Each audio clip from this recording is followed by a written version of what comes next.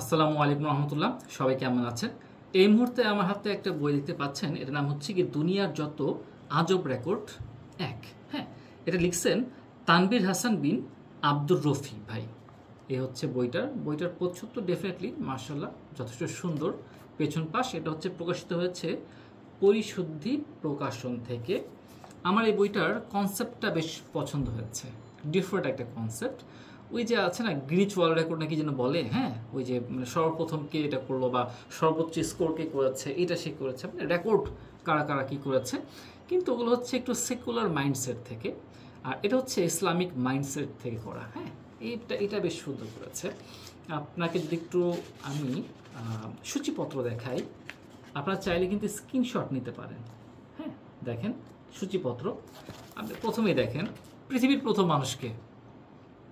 এটা কিন্তু কখনো আপনার সেকুলার সমাজ বা গ্রিনস ওয়ার্ল্ড রেকর্ড যারা আছে ওটা দেখতে পাবেন, বাট এটা একটা রেকর্ড আমাদের জন্য, ঠিক আছে, অ্যাকচুয়াল রেকর্ড, বাস্তব যেটা।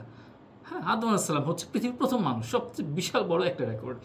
এরপর হচ্ছে গিয়ে দুনিয়ার প্রথম হত্যাকারী এবং হত্যাকৃতকে।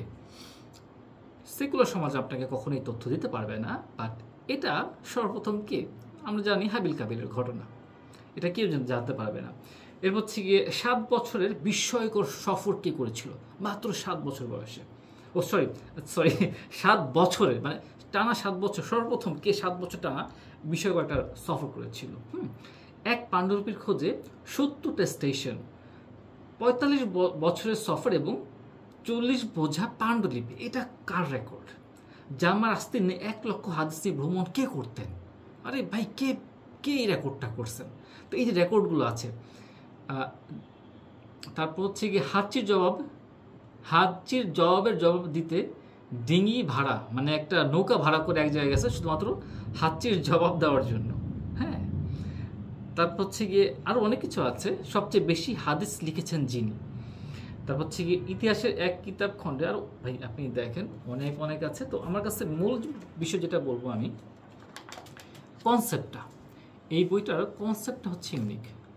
ল্যাকিংস আছে কি নাই এটার পরের বিষয়, মূল বিষয় হচ্ছে আমার কাছে কনসেপ্টটা খুব ভালো লাগছে এবং ইন্টারেস্টিং। মনে করেন যে কোনো মেহমান আসলো, গেস্ট আসলো, বা যাদের একটু ডিফারেন্ট টাইপের এই টাইপের বই পড়তে ভালো লাগে, একটু ডিফারেন্ট টাইপের, মানে আমরা হয়তো এক ধাঁচের বই পড়ে গেছি ওই এই টাইপের, একটু ডিফারেন্ট কিছু দরকার, তাদের ক্ষেত্রে এই বইটা বেশ ভালো লাগবে। একটু মোডটা আপনি চেঞ্জ করে নিলেন এবং পড়ার ফাঁকে ফাঁকে তো শিখতেও পারতেছেন। তবে এর মধ্যে আমার মনে হয় আরও বেশ কিছু এখানে যুক্ত করা যেতে পারতো। যেমন নদী, প্রথম কে নদী দুভাগ করলেন বা কার মাধ্যমে প্রথম নদী দুভাগ হয়ে গেছে, চিন্তা করে দেখেন, এটা তো বিশাল বড় একটা ব্যাপার। তারপর হচ্ছে পৃথিবীর সর্বপ্রথম বৃহত্তম নৌকা কে আবিষ্কার করলো, কে তৈরি করলো, কার হাতে তৈরি হলো? হ্যাঁ, নূহ আলাইহিস সালামের সময় ঘটনা। তারপর হচ্ছে গিয়ে প্রথম লিফট মানে প্রথম লিফটে কে চলেছেন, প্রথম মানুষ হিসেবে প্রথম লিফটে কে চলেছেন? এটার উদাহরণ আমরা এভাবে করতে পারি যে যখন কাবা ঘর নির্মাণ হচ্ছিল ইব্রাহিম আলাইহিস সালামের মাধ্যমে, তখন যে একটা পাথর লিফটের কাজ করেছে, ওটা তো লিফট আলটিমেটলি। হ্যাঁ, তো হয়তো যন্ত্রাংশ ছাড়া, বাট ওটা এক প্রকার লিফট। তারপর হচ্ছে গিয়ে পৃথিবীর প্রথম বিয়ে কার হয়েছে? তারপর পৃথিবীর প্রথম সন্তান মানে কে ছিল? আমরা যদি এভাবে বলি, পৃথিবীর সর্বপ্রথম কে সব থেকে মজবুত, সব থেকে বড় দেয়াল নির্মাণ করেছে? হ্যাঁ, ওই ইয়াজুজ মাজুজের জন্য যেটা হয়েছে সব থেকে বড়। তারপর পৃথিবীর সব থেকে ধনী ব্যক্তি কে ছিলেন? অথবা পৃথিবীর প্রথম কোন ব্যক্তির পশু পাখির কথা শুনতেন বা জিন যার হুকুম পালন করতো? এরকম আরও বেশ কিছু ইন্টারেস্টিং টপিক আমার মাথায় আসছিল। যেহেতু উনি লিখছেন,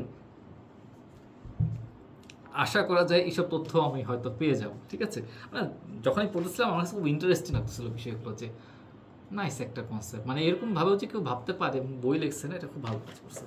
যাই হোক, আমার মাথায় অনেকগুলো আরও আইডিয়া আসছে। তো এটা যদি পার্ট 2 এর অপেক্ষা থাকবো, এবং পার্ট 2 আরও ইন্টারেস্টিং হবে আশা করি। এবং মজার জিনিস, বাচ্চাদের যারা হচ্ছে বাচ্চারা আছে তাদেরকে পড়ে শোনাইতে খুব ভালো লাগবে।